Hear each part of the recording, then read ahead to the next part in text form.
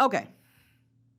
Now we're at phase 4, bowel self-initiation training. By the end of this phase, same as with P, self-initiation training, the person now goes to the bathroom and poops in the toilet when he needs to in the training setting without someone taking or reminding, although assistance may be needed with the accoutrement. That's the extent of my French, sorry. Many people will begin to self-initiate on their own. They start having poops when they're urinating. Again, they may signal, grabbing, doing the poo-poo dance now, passing gas. That's a very common tell. Oh, I can tell you need to go because, you know, right? Like that just happened. There may be speech. There may be a symbol. There may be bathroom. They may take your hand. They may stand by the classroom or the bathroom door and look, you know, pathetic, distressed, anxious, whatever, that's okay. If you see any of those, provide feedback, follow through immediately. Don't ask, do you need to poop? Say, oh, I think you need to poop now. And gently, carefully, respectfully prompt the person to go to the bathroom.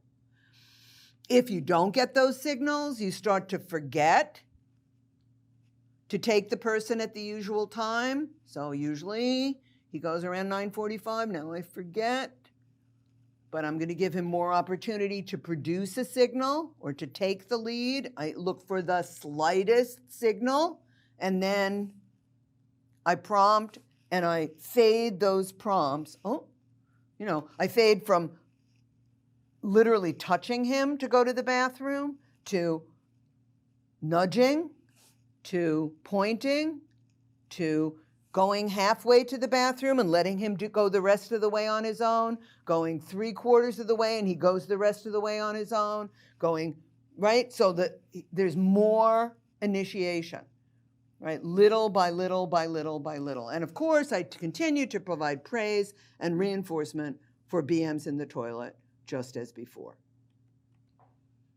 Again, I may get some soiling here in the first few days because I'm not being as conscientious about taking him when I think he probably needs to go. So I may have some accidents. Accidents are part of the learning process if I'm doing this correctly.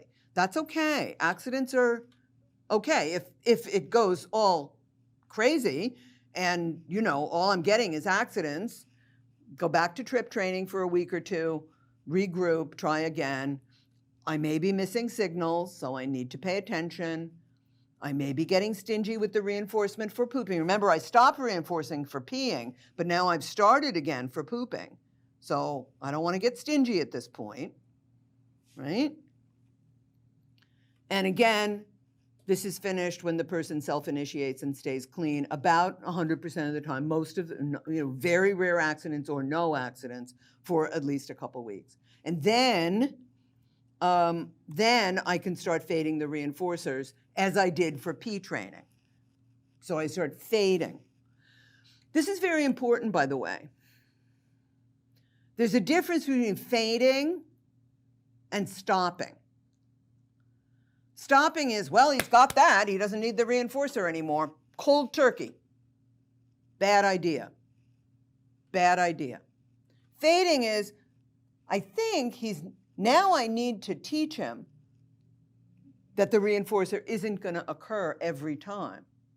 So little by little, he's going to have to do more to get the same. Poop twice to get Nemo. Poop 3 times to get Nemo. Poop 4 times to get Nemo. Whatever. Okay? Fading is different than stopping. What we see a lot is stopping. And the whole thing falls apart. And then we get emails going, well, he had it, and now he's lost it. Yeah, because you stopped. You got to fade. Really important. Really important. Really important.